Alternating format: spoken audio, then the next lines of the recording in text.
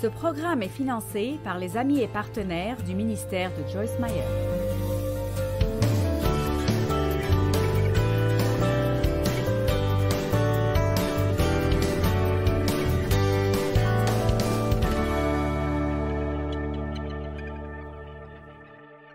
Le point suivant dont je veux discuter est ne laissez pas d'autres personnes mener votre vie si vous voulez être heureux. Je savais que j'allais recevoir des réactions sur ce point. Jusqu'à ce que nous apprenions à réussir à être nous-mêmes, ce qui signifie suivre votre cœur, pas votre chair, votre cœur, ce qui signifie de suivre le leadership de l'Esprit Saint. Allez, le leadership de l'Esprit Saint, nous n'allons jamais être vraiment heureux. Galates chapitre 1, verset 10, Paul a dit « Et maintenant, est-ce la faveur des hommes que je désire ou celle de Dieu? Est-ce que je cherche à plaire aux hommes?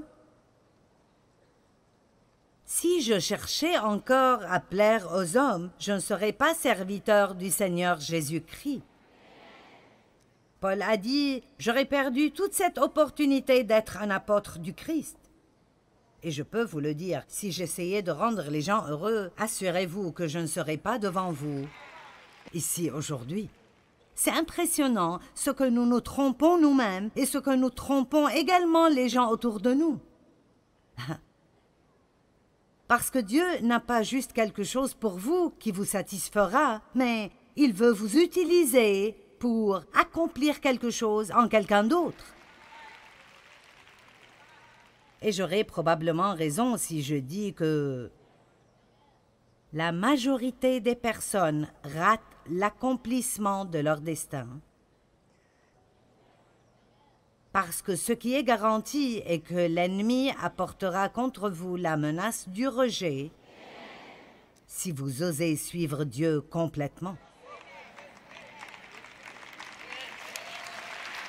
Amen. Regardons Daniel chapitre 3. Maintenant, si vous êtes prêts quand vous entendez le son de la corne, du chalumeau et de la cithare, tous ces autres instruments, la cornemuse et tout type de musique, vous vous prosternerez pour adorer l'image majestueuse que j'ai faite. Mais quiconque n'adorera pas sera jeté à l'instant au milieu de la fournaise de feu ardent. Et qui est le Dieu qui peut vous aider? Maintenant, Daniel et ses amis, Sidrac, Misach et Abdenago, ont été appelés au service du roi, pas où ils auraient voulu être, mais ils sont entrés à son service. Et au milieu de cela, ils ont toujours été déterminés à se comporter comme des hommes de Dieu. Maintenant, ceci est un grand exemple de la situation dans laquelle nous sommes aujourd'hui, de même que d'autres personnes dans d'autres générations. Laissez-moi vous dire quelque chose. Il y a une persécution des chrétiens.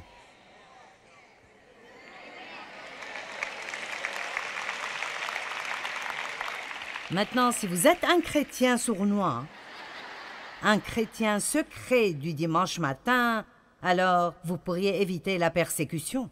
Mais si vous êtes un chrétien à plein, si vous vivez pour Dieu en tant que croyant, alors vous allez assurément avoir une sorte de persécution dans le monde. Alors Sidrac, Misach et Abdenago ont été donnés ce message. Maintenant, voici une image du roi et tout le monde se prosternera à cette image. Ils ne pouvaient pas faire cela parce qu'ils ne se prosternent que pour Dieu.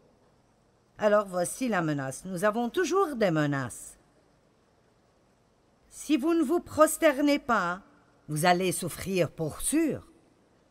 Pour eux, ils allaient être mis dans la fournaise de feu. Pour nous, parfois, cela veut dire sortir du groupe. Nous n'allons plus t'aimer. Nous allons parler à propos de toi, vous savez. Bla bla, bla bla bla. Vous savez, bla bla bla. Combien d'entre vous savent de quoi je parle? D'accord. Verset 16, Sidrac, Misach et Abdenago répondirent au roi. « Ô Nabuchodonosor, nous n'avons pas besoin de te donner une réponse sur ce point. C'est tellement stupide, je ne vais même pas te répondre. » Si vraiment notre Dieu que nous servons peut nous délivrer de la fournaise de feu ardent, il nous délivrera de ta main, ô roi. Cela ne signifie pas s'il le peut, s'il est capable de cela. Ce que ça signifie vraiment est que si la meilleure chose, si c'est ce que Dieu veut faire, il va nous délivrer. Mais sinon, qu'il soit connu de toi, ô roi, que nous ne servirons pas tes dieux et n'allons pas nous prosterner devant la statue d'or. Alors, en d'autres termes, vous faites ce que vous voulez, mais nous avons décidé de suivre Jésus. Vous faites ce que vous voulez, mais j'ai pris ma décision. Et alors, Nabuchodonosor fut rempli de fureur, l'aspect de son visage fut changé en ennemi. Quelqu'un vous a déjà donné un regard comme ça? Envers Sidrac, Misac et Abdenago. Alors il ordonna de chauffer la fournaise 7 fois plus que la normale. J'aime ça. Allez, vous prenez la bonne décision et les problèmes se multiplient. Et il commanda à quelques soldats parmi les plus vigoureux de lier Sidrac, Misac et Abdenago et de les jeter dans la fournaise. Maintenant faites attention.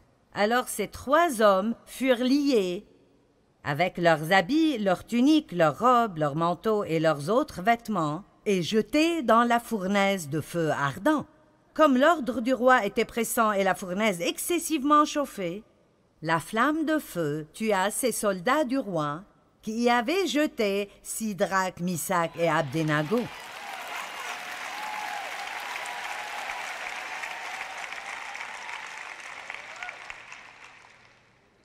Et ces 3 hommes, Sidrac, Misac et Abdenago, tombèrent liés, que tout le monde dise liés. Ah, c'est tellement bien, j'arrive à peine à me contenir. Ils tombèrent liés au milieu de la fournaise ardente. Il semblait comme s'ils étaient en mauvaise forme. Alors le roi Nabuchodonosor fut dans la stupeur et se leva précipitamment. Il dit à ses conseillers, « N'avons-nous pas jeté au milieu du feu 3 hommes liés ?»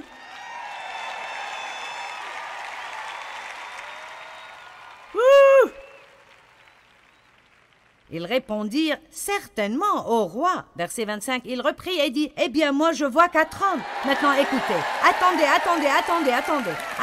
vous êtes très tôt. Je vois 4 hommes sans lien. »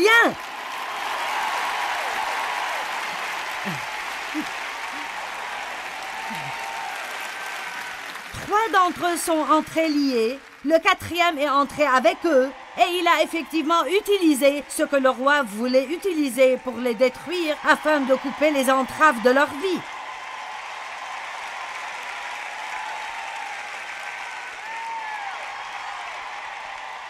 Oh mon Dieu! Ils ont marché au milieu du feu et n'ont pas été touchés. Verset 26, puis Nabuchodonosor s'approcha de la porte de la fournaise. De feu, il dit, Sidrac, Misac et Abdenago, serviteurs du Dieu très haut, sortez et venez.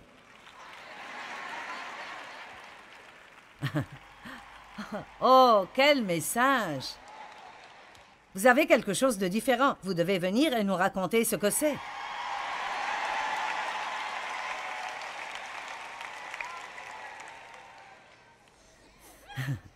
Alors Sidrac, Misac et Abdenago sortirent du milieu du feu. Les satrapes, les intendants, les gouverneurs et les conseillers du roi s'étant rassemblés regardèrent ces hommes et virent que le feu n'avait aucun pouvoir sur eux, que leurs cheveux n'avaient pas été brûlés, que leurs habits n'étaient pas endommagés et que ces hommes ne sentaient même pas le brûler.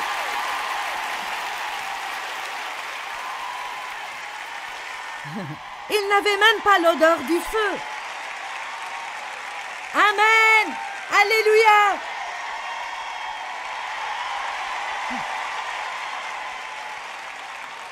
Maintenant, numéro 6. Merci. Si nous voulons être heureux, nous devrons vraiment comprendre la grâce de Dieu. Et juste pour la rendre aussi simple que possible vu le temps que j'ai, la grâce n'est non seulement la faveur imméritée, cela signifie qu'au lieu de passer ma vie à essayer d'enfoncer des portes que je veux traverser, je peux avoir confiance en la faveur de Dieu de m'ouvrir les bonnes portes au bon moment. La grâce est ce qui nous change. La puissance de Dieu, la grâce n'est non seulement la faveur imméritée, c'est la puissance de Dieu qui nous est donnée gratuitement pour que nous puissions faire facilement ce que nous ne pensions jamais pouvoir faire sans lutte et effort. C'est ma définition personnelle.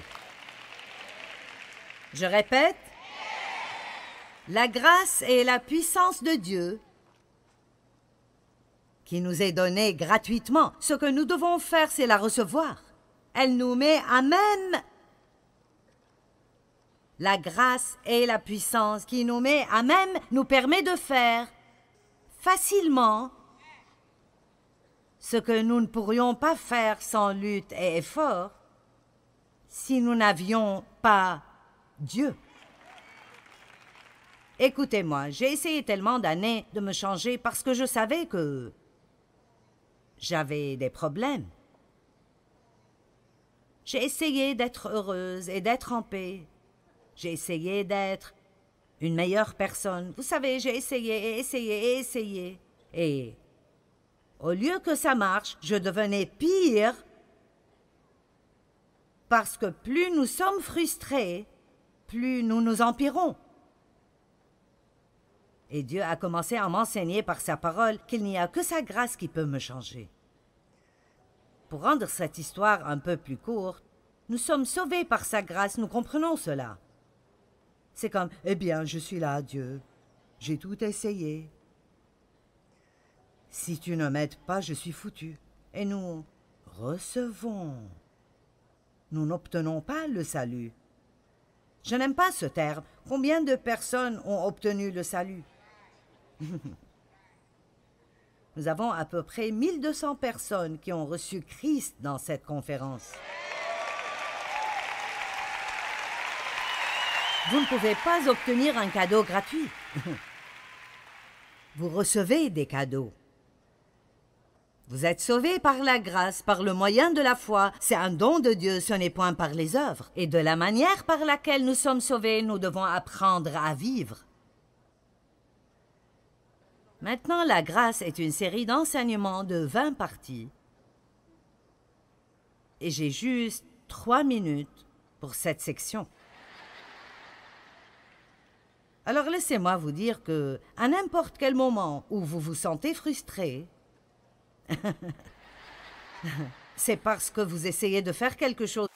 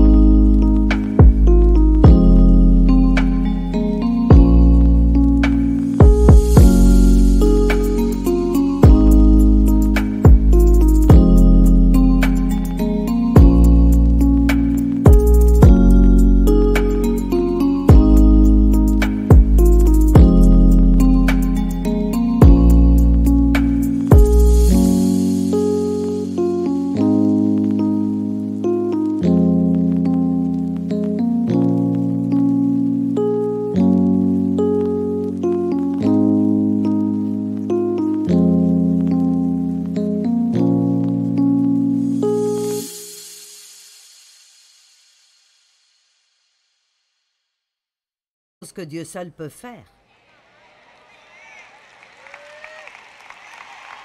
Quand vous vous sentez frustré, c'est parce que vous essayez de faire quelque chose que Dieu seul peut faire et vous devez vous arrêter et dire « Je suis passé aux œuvres de la chair et je dépense une énergie à essayer de faire le travail de Dieu. Je vais arrêter ici, Dieu. Aide-moi. J'ai besoin que tu m'ouvres les portes. Sans toi, je ne peux rien. » Et puis nous devons comprendre que Dieu ne fait pas tout en suivant notre temps ou nos façons. Et après avoir prié, nous faisons confiance à Dieu et on voit ses œuvres. J'ai finalement arrêté d'essayer de me changer. Et puis voilà, j'ai été changé. Vous dites, maintenant arrête. Qu'est-ce que tu veux dire, tu n'essayes pas de te changer? Bien, tu ne peux pas ne pas essayer. Si, je peux. Si, je peux. Je prie chaque matin, « Seigneur, mets une garde à ma bouche, veille sur la porte de mes lèvres. Aide-moi, Seigneur, à ne pas me fourrer dans un pétrin, et si tu ne m'aides pas, j'aurai des ennuis. » Maintenant, attendez. Et c'est comme ça que ça marche. Je prie, et puis le Saint-Esprit me rappelle. Je commence ma journée, et je suis occupée. Et c'est comme ça que le Saint-Esprit est avec nous tout le temps et qu'il travaille dans notre vie. Dave dit quelque chose et ça ne me plaît pas. Je réponds et puis il répond et puis j'ai ce petit...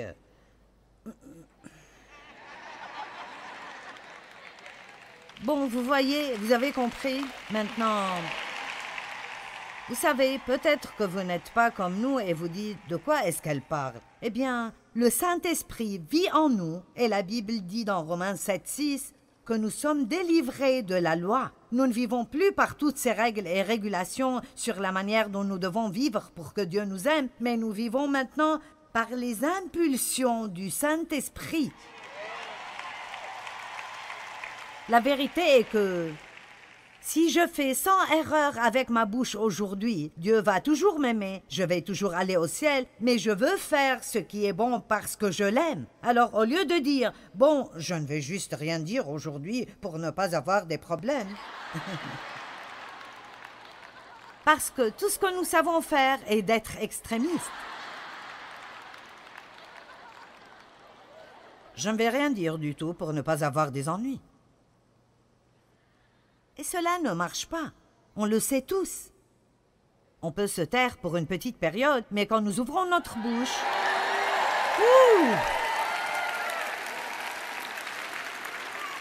Mais c'est ce que vous faites, au lieu de dire « Oh, je ne peux pas faire cela aujourd'hui, et je ne peux pas faire cela, et je ne peux pas faire cela. » Vous dites « Dieu, je veux être la personne que tu veux que je sois. Saint-Esprit, je te demande de me rappeler si je vais avoir des ennuis. » Puis ma part est, et nous avons une part, vous avez une part. Mais ce n'est pas un effort charnel, c'est un effort spirituel. Mais c'est juste de dire que je veux coopérer avec Dieu. Bon Seigneur, tu me dis de fermer ma bouche, et si je ne le fais pas, je vais commencer une dispute, alors je peux juste me taire.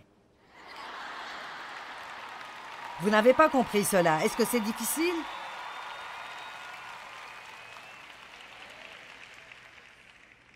Combien d'entre vous comprennent ce que je dis? Maintenant, 2 choses dont je veux vous parler. Premièrement, je veux que nous regardions 1 Corinthiens 15:10. L'apôtre Paul a dit « Mais par la grâce, la faveur non méritée et la bénédiction de Dieu, je suis qui je suis. » Et sa grâce offerte à moi n'était pas pour rien vaine, sans fruit et sans effet. En effet, j'ai travaillé plus que tout le reste, mais ce n'était pas vraiment moi, c'était la grâce de Dieu en moi qui a fait le travail. Maintenant, ceci peut initialement paraître un peu déroutant, mais Paul dit « Regardez, je suis qui je suis par la grâce de Dieu. » Maintenant, quand Dieu m'a offert sa grâce, je ne l'ai pas prise en vain. J'ai pris cette puissance du Saint-Esprit et je l'ai utilisée pour faire ce que Dieu voulait que je fasse. Et maintenant, Paul dit, d'accord, je suis là, je suis un apôtre réussi, mais laissez-moi vous rappeler que c'est juste dû à la grâce de Dieu. Et je peux vous dire aujourd'hui, je veux dire honnêtement, quand je viens ici et je prêche, et je l'ai fait pour 40 ans maintenant, mais quand je viens et je prêche, je suis comme si j'étais une personne différente. Et ceci n'a probablement pas de sens, mais c'est comme, je suis comme... Parce que vous voyez, quand la grâce et la puissance et l'onction de Dieu viennent sur vous, que ça vous transforme en une personne différente. Nous pouvons faire des choses par la grâce de Dieu que nous ne pouvons pas faire autrement. Mais laissez-moi aussi vous dire que quand je viens ici, je ne me dépends pas de moi-même. Maintenant, j'ai étudié, j'ai travaillé. Mais même avec ça, j'ai besoin de la grâce de Dieu pour pouvoir continuer. Ceci peut être votre première conférence, ce n'est pas mon premier rodéo. Amen. Et vouloir continuer à le faire pour rester fraîche, pour avoir encore un nouveau message, pour rester dans un hôtel une fois de plus, j'ai besoin de la grâce et encore la grâce. Donc, vous devez dépendre de Dieu tout le long du chemin. Vous pouvez arrêter de vous plaindre de vos travaux si vous dépendez de la grâce de Dieu chaque jour quand vous y allez.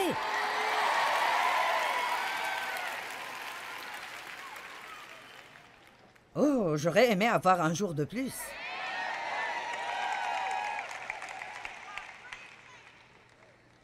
Et dans 2 Corinthiens 12, 7 à 9, je ne vais pas prendre le temps de le lire, mais laissez-moi vous dire. Si vous êtes dans une situation difficile, vous avez un enfant difficile à élever, vous êtes dans une relation difficile,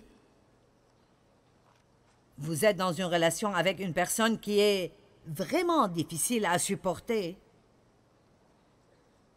Y a-t-il quelqu'un? Vous êtes dans une position où vous devez prendre soin de vos parents âgés, et quoi que vous fassiez, ils ne seront pas contents.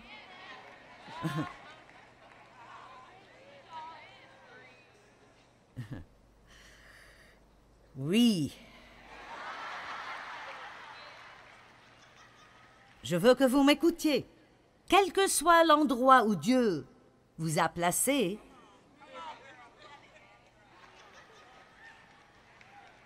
il vous donnera la grâce. Attendez, d'être là-bas et d'être heureux alors que vous y êtes.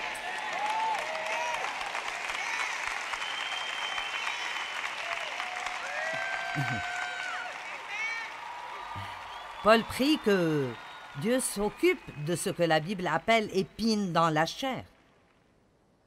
Il a prié Dieu 3 fois et le Seigneur lui a dit « Je ne vais pas l'enlever. Ma grâce est suffisante. » Et la Bible amplifiée dit « Ma grâce est suffisante pour te permettre de supporter les problèmes fermement. » En d'autres termes, ma grâce te permet d'être dans cette situation et d'avoir un sourire sur le visage et me servir et le faire avec une bonne attitude.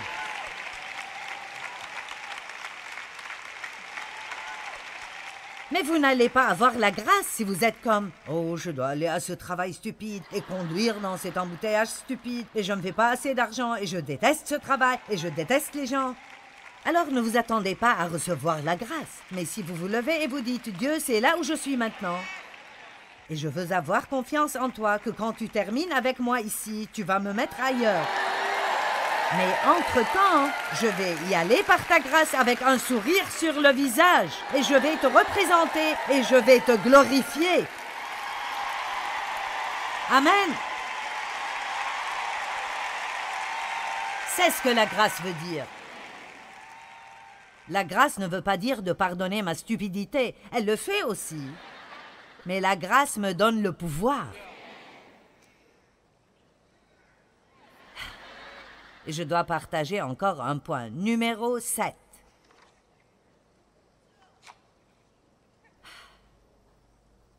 Il y a 4 choses que vous devez comprendre à propos des gens.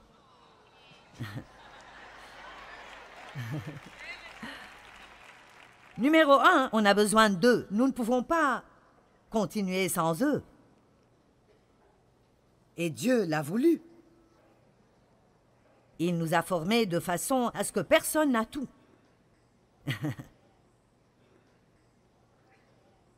Ils ne sont pas faciles à s'entendre avec. Ceci est la deuxième chose.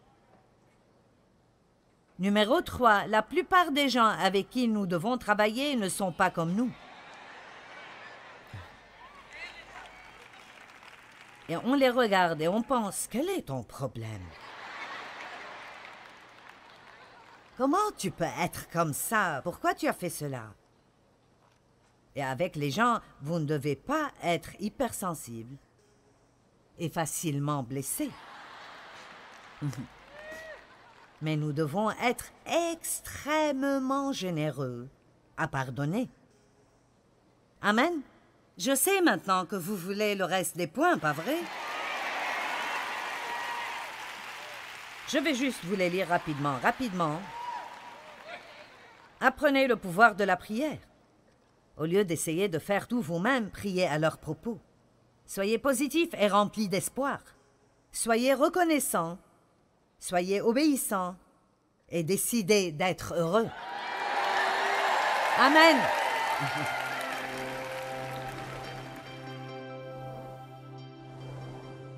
Peut-être que 3 des plus grandes clés de la joie sont la gratitude, l'espoir et juste apprendre à rester positif dans toute situation.